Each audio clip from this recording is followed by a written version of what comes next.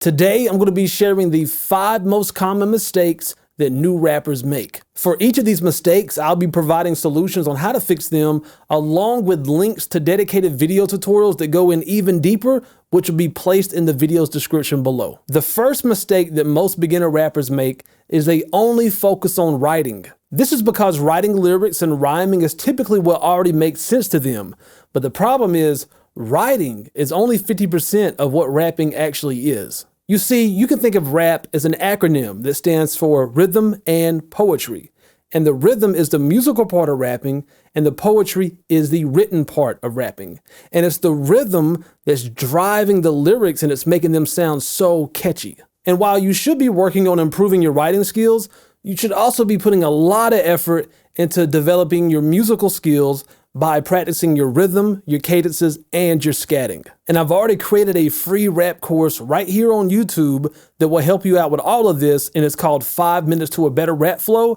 And again, links to everything that I mentioned will be in the video's description below. Another common mistake that I see a lot of new rappers make is they don't structure their rap lyrics properly. In other words, the way they write their lyrics down on paper does not represent how their lyrics are actually musically structured over the instrumental they're rapping over. And this makes it unnecessarily difficult for rappers to fix problems that arise during the songwriting process, such as tightening up poorly placed rhyme schemes. This also makes it unnecessarily difficult for them to be able to rap their lyrics the same way over and over again. I like to structure my lyrics so that whatever syllable is at the beginning of each line is what lands on the first beat. In other words, each line on my paper represents a bar.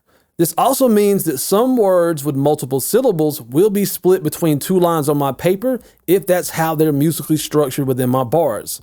I also like to notate where my breaths are supposed to go by placing a B inside of parentheses, and I like to create a 1-line gap every 4 bars to make it easier on my eyes to navigate throughout the verse. And here's an example of how this would actually sound. It's 12 o'clock at night, it's very scary, riding with the girl named Mary, it's very Jerry Springer, trust me, you'll tell me. Yeah, this girl was a dime piece, she had brown skin and orange hair, and every time we chilled, I had to use some Visine. She made me cry, I don't think she liked me, sometimes she fight me, and knock me out about 2 to 3 times, this happened nightly. She was nasty, swore to be classy, but she was shiesty, let everybody on the block hit it, but said she liked me.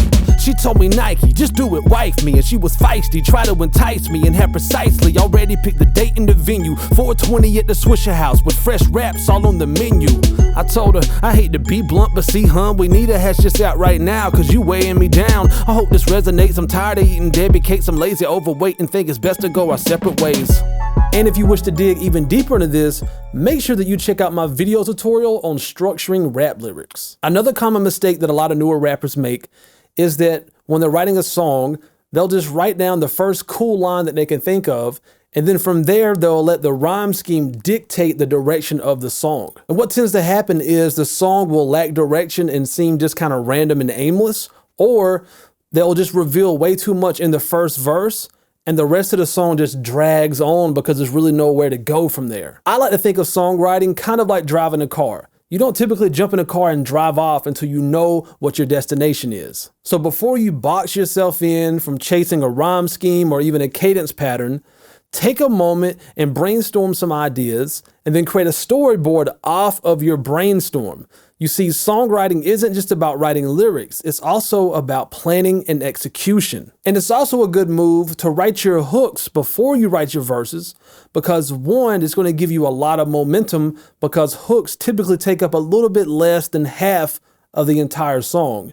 And 2, it's going to allow you to end your verses in a way that transitions into the hook smoothly, because when you're writing your verse, you already know what that verse is leading into, which is the hook. And if you want to dive even deeper into this, make sure that you check out this awesome video I created on how to begin writing a rap song. Another very common mistake that a lot of newer rappers make is they fail to record a rough draft of the verse or the song that they're working on before they end their songwriting session for the day. And what will happen, speaking from experience here, is you'll come back to work on that verse of that song the next day or a couple days later, and you will forget certain timings of your rap flow or certain little nuances of how your vocal and fluctuations change and stuff on certain words, and you won't remember it, and it will drive you nuts. And this also applies when you're not even intentionally working on a song, but you get some type of really cool idea for like a melody for a hook or a really dope punchline or a couple of really cool rhymes that you can use together.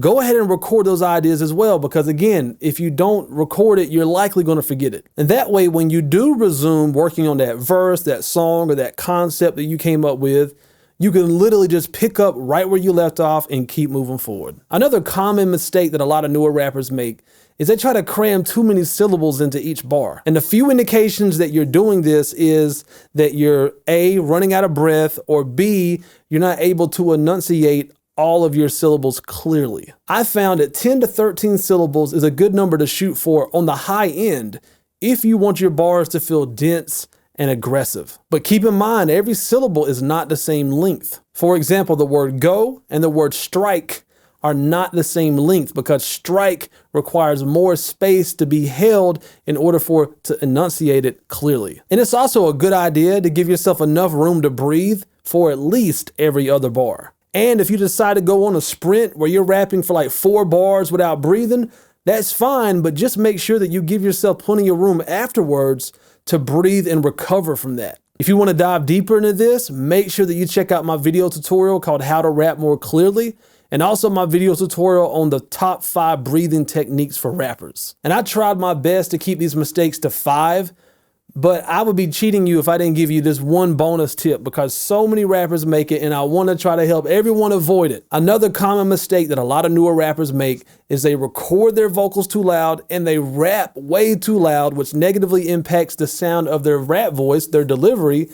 And the reason for both of these stems from the same issue of not turning down the instrumental before you record your vocals. This is because most rappers are buying or leasing or just downloading their instrumentals off the internet and the instrumental has already been mastered. Or in other words, to simplify things, it's just very, very loud. Before you start recording your vocals, make sure that you turn down that instrumental so that it's peaking around -15 to -20 decibels on your master fader, and adjust the mic gain on your audio interface so that your vocals are peaking at their loudest parts around somewhere between -15 decibels to around -18 decibels on your master fader. So if you lower the instrumental and adjust the mic gain settings on your audio interface, then this is going to prevent you from distorting your vocals recording going into your computer and also having a scream at the top of your lungs over the instrumental just so you can hear yourself in your headphones. If you wish to dig deeper into this,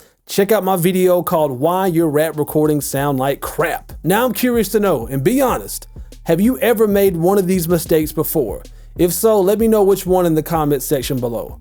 But I'll go ahead and let you know, I've made all of these mistakes before, and that's why I know about them, and that's why I want to share them with you, so you don't have to make the same mistakes that I did. My name is Cole Mize with ColeMizeStudios.com, where I strive to make you a better rapper now. And if you're trying to perfect your rap skills, make sure that you get yourself a free copy of my ebook, The #1 Fundamental to Rapping, via the link in the video's description below. And be sure to subscribe to this channel for more straight to the point, no BS, how to rap video tutorials just like this one. And always remember, when it comes to rapping, there's no rules, there's only techniques. Peace. Hey man, you see that subscribe button right there?